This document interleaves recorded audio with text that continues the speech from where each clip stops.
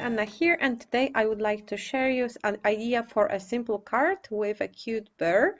I am using a new shape dies from scrapbook.com that it's called Bear Hugs, and the bear on the die packaging is made in brown color, so it's more like I would say grizzly bear or brown bear, but I decided to turn it into the polar bear and add it to the winter Christmas card. Depending on the colors of the bear and the colors of the card and the inscription, you can easily change the occasion the card is made for. You can make something for a baby, like baby bear hugs or something like this, a fall card. So it's a versatile set. Just switch the coloring and the theming will be different.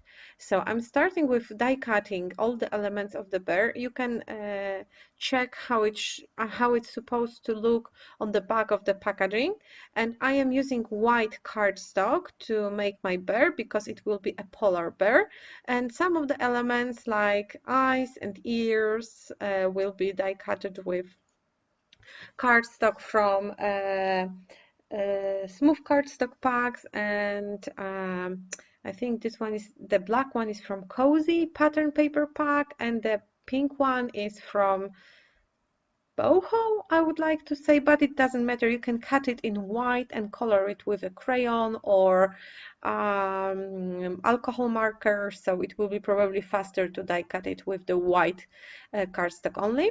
And I will be adding some shading using this gray pumice tone distress ink. It's a regular distress ink, not oxide ink, and I'm using this tiny little super cute and super handy brush from scrapbook.com. It's something new that I recently got, and I didn't have any smaller brushes, and it really is very handy when it comes to the smaller areas. Like in this case, I'm just adding a little bit of shading here and there to the head, to the torso, and to the legs, because as we all know, polar bears are white, so I just wanted to add a little bit of texture and shading to make it more dimensional. And now it's time to glue elements together. So I'm starting with the torso with legs that I'm gluing down on the first layer, and then I noticed there is a fourth leg that it's only on the bottom layer, so I added some shading there because it will be hidden under the belly. So I'm gluing everything together, torso, and now it's time for a tail, which is also white, and I am also adding head. For now it doesn't have any eyes and ears, so I will have to add it to the design. I only cut out the nose and eyes for now, so I will have to die cut the ear too. So I'm gluing down the nose and eyes, looking on the graphics at the back of the packaging to be sure where to place the eyes mostly, because nose is more obvious. And if you would like use different spot for eyes, probably it doesn't matter because you just need to achieve this face-like look. And now I'm cutting out the pink for the ears. I'm just looking for a color. Yeah, it was a boho paper pad for the ears, and it's only one, I think, that you need for the more upfront ear. So I'm just cutting it out, I'm gluing it down, and my bear is ready. And now it's time to deal with the card background, and this card is made with mixed media products with no pattern papers and colored cardstock, not counting of course the eyes, but as I mentioned before, you can easily replace it, the colored cardstock, with white cardstock colored with alcohol ink. So you can make this card with white cardstock only. And I have a trimmed background piece made with white Nina Solar white cardstock, and I'm covering it with faded jeans color. It's a distress oxide. And I'm using the biggest brush from the new release from scrapbook.com, so it will help me cover the background faster.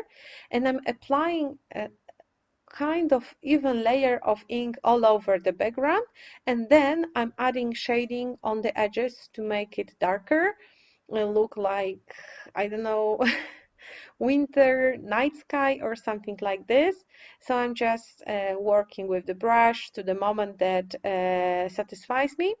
And remember that what you see now, it's sort of the wet ink.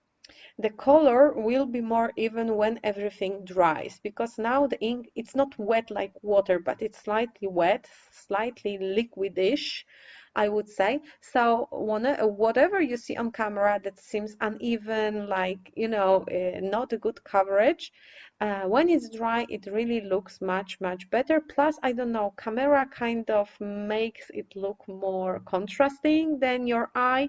And when you look at it in real life, it doesn't look so uneven when you shade with brushes and distress inks.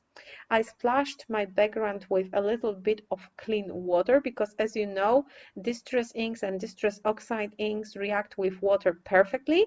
So you can lift up some color, which I did. So I'm creating something that looks like a falling snow, and I'm adding the title to this card. I used big and bold Christmas stamp set, and it contains of 3 big phrases: believe in the magic of Christmas, Merry Christmas, joy to the world. So if you need something bigger on your card to be more a focal point, this set will be just perfect. And each inscription is made with 2 fonts to make it look even more fun. And I stamped everything with embossing ink, and now I'm using white embossing powder to cover it. So my inscription will be pure white, which is awesome because nothing looks better on the colored cardstock than white embossing powder if you are looking for a white inscription. Even if you have white stamping ink, pigment ink, you will not achieve this effect like with the white embossing powder. And the last step before I will add my bear is to splash everything with a little bit of, this is Media Gloss Spray from Dina Wakley, and it's in a white color, and when it's dry it gives this dimensional effect. It doesn't soak into the paper, it stays on the paper, I would say. So it really looks well. And when it's dry, I'm combining my card background with the card base. I'm using this heavy acrylic block to hold the design in place until the glue kind of connects everything. Sometimes I just put the heavy acrylic block and leave it to dry for a few minutes. In the meantime, I'm doing something else, like here, I left it to dry, and then I came back to show you the finished project. And that's it for today. Thank you so much for staying with me. Here are some close-ups on the card, and of course don't forget to subscribe to my channel to never miss any new video. As always, everything you need to know is in the description, including the links to the products I use. Thank you so much for staying with me, and see you soon. Bye!